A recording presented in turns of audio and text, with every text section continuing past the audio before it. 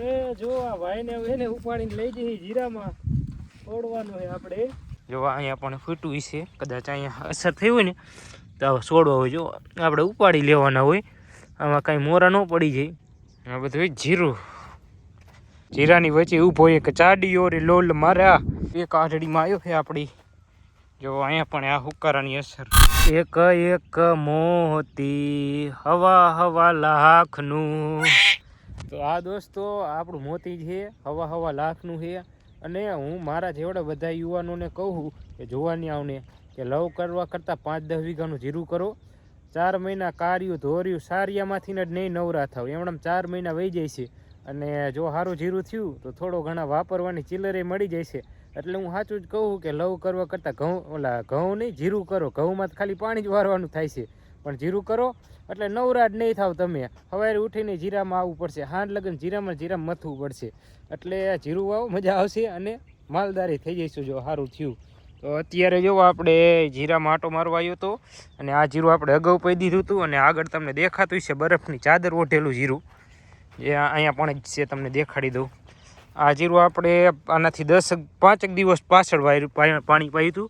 એટલે આમાં ભેજનું પ્રમાણ તમને દેખાતું હોય તો જોઈ લ્યો તમે. આમાં ભેજનું પ્રમાણ એટલું છે, તો આમાં એટલું ભેજનું પ્રમાણ છે. અને અલ્પા કમ્પ્લીટ થઈ ગયું છે આ જીરું. જોવો હવે આમાં કદાચ એકાદ પાણીની જરૂર પડે તો આપશું, નકર જય જવાન જય કિસાન. એટલે આમાં આપણે કાલે M45 છાંટ્યો તો, એના આગો ફંગીસાઇડ દવા છાંટી હતી.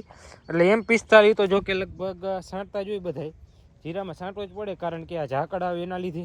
અને ફંગીસાઇડની એક દવા છાંટી હતી. અને પછી આપણે કુણેપની 2-3 દવાના રાઉન્ડ માર્યા હતા.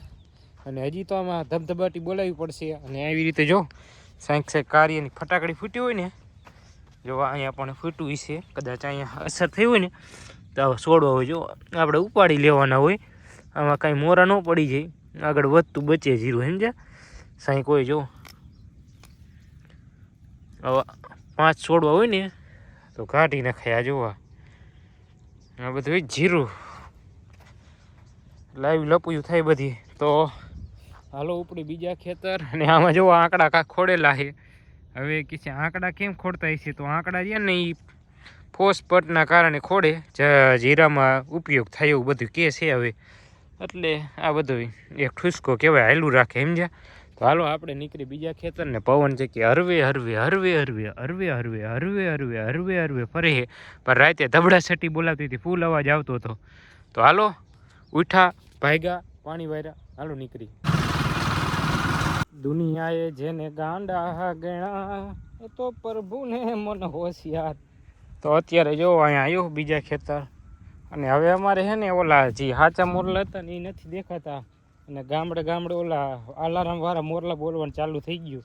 12 વાગે તોય મોરલા બોલે, 8 વાગે તોય મોરલા બોલે. એટલે આવા મોરલા બોલે છે. અને આ ખેતરમાં આપણું જીરું જો કાંઈક આ પ્રમાણે છે. અને એક પાણી મારવું છે હરવેક, પછી આને પાણી આપવાનું થતું નથી, કારણ કે આ જીરામાં ક્યાંક હુકારાની અસર છે.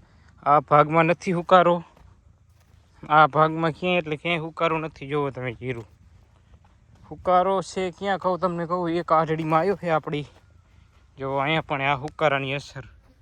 હુકારા એ તો પાણી પીવે એવા નો રહેવા દીધા. હાલ જો આ પારિયામાં હુકારો છે. 1 2 3 4 5 6 પારિયામાં હે ને થોડો હુકારો છે. એટલે તોય આને પાણી આપવું જોઈશે, કારણ કે જીરામાં પાણી ન આપો એટલે જીરું તમારું થાય નહીં. તમે 2 3 પાણી આપીને મૂકી દો તો એ તમારે જમીન સારી હોય ભેજવાળી તો થઈ જાય. બાકી રામનું નામ લેવાનું, 4 5 ને 6 મણનું ઉતારો લઈ લેવાનો હોય, એમાં કાંઈ ન આવે. પણ આપણે જે કહી દેવું ભલે હાવ જીરું વહી જતું હોય એ આપણને કાંઈ બીક નથી. અને અત્યારે આપણે કરવાનું છે એરંડામાં પાણી ચાલુ. તો હાલો હરવેક દેરા એ ધંધો કરી અને હાલપા બધે જો જીરું અને પાણી આપવું છે. એરંડા પી જાય ને એટલે તરત જ આમાં વારી દેવાનું થાય છે બિરાદર. બાકી એટલામાં થોડોક હુકારો છે. જોવા ક્યાંક હુકારો એવો આવે ને ક્યારેક તો મગજનું પથારી ફરી જાય યાર. આ ખેતર પાછું જલ્દી હુકાતું નહીં, સમજે પાયા પછી. એટલે થોડીક ભેજની બીક લાગે આપણને. 20 દિવસ 10-15 દિવસ લગન તો ખેતર લીલું ને લીલું રહે, એટલે આ થોડો પ્રોબ્લેમ છે સમજાય. એટલે એ તો બધું થઈ જાય છે. હાલો તો એરંડામાં પાણી ચાલુ કરી નાખી. દોસ્તો આપણે એરંડામાં છે ને પાણી ચાલુ કરી નાખ્યું, જોવા હાલું જાય છે, ડબલમાં રેડ ફેડ જાય છે. પણ નકરું જીરા ઉપર ન રહેવાય. જીરું ક્યારે ફરે અને ક્યારે ઘરમાં તેલ મરચાંના તૂટી નક્કી ન હોય, એટલે કાંઈક સાઈડમાં છે ને વાવેતર રાખવું જોઈએ સમજ્યા. એટલે આપણે એરંડા છે અને બીજું ઘણું બધું છે, પણ એરંડા આપણે વાવી જો આવા અત્યારે છે લીલા લીલા. પછી તો જોયું જાય શું થાય.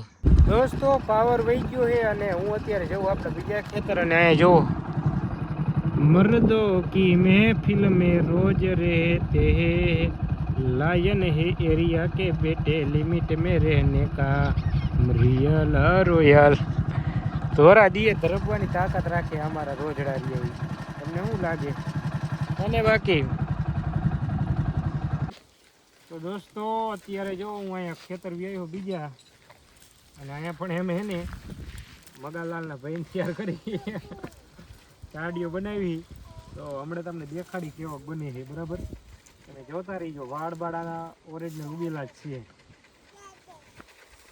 હજી એક વાયર લઈને મગા બંધ કરી. એ જો આ ભાઈને એને ઉપાડીને લઈ જઈ જીરામાં છોડવાનું છે આપણે. આ માણાની તૂટી આવે સમજ્યા, થોડી મેળ ના આવતો, એટલે આને અહીંયા રાત દી છે ને કામે રાખવાનું થાય આ માણાને.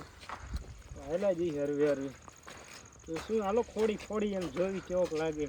તો ફાઇનલ આપણે જીરા વચ્ચો વચ કરી નાખ્યો છે આપણો માણસ ઊભો, અને હજી આમાં છે ને સુધારા વધારા થાય છે, અને પછી આ રેડી થાય છે. ને આ એક માણસ છે તો નહીં પૂરું થાય, કારણ કે છેક ઓલા છેડા લગન જીરું છે, આજ પાગેતરું છે, એટલે આગળ પેલા આપણે અહીંયા ઊભો રાખ્યો, અને પછી આમ ઉલ્પા વધે એવી ઇનકા આપણે રાખતા જઈશું.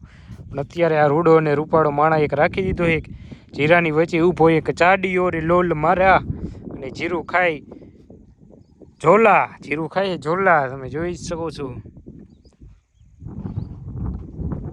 આવશે અને મગો વહી ગયો છે પાછો અહીંયા આપણે ઉડીએ. અને આ જીરાને આપણે 6 પાણી આપ્યા કેટલા. અને જીરું છે ને વધવામાં સારું છે, વધતું જ જાય હજી. એ ભલે વધતું હોય ને વલ કરતું હોય, કાંઈ લફ એ નહીં, આપણે વધવા જ દેવાનું થાય છે. આમ તમે જુઓ, તમને બતાવું એકવાર. મારી વાત તમને જામો છે ને. બાકી આ પાર રહ્યા ને અહીંયા જ્યાં વેચવા જગ્યા છે ને એ રેવી ન જોઈએ, ત્યારે એ જીરું એમ થાય. આમ આગળ જો, આગળ તો બુરાવા મીડિયા બધી, પણ અહીંયા સેજ આમ ઓલું છે. પણ બધી ભેગું થઈ જવું જોઈએ તો મજા આવે કે ના, બાકી જાયમો જોટો.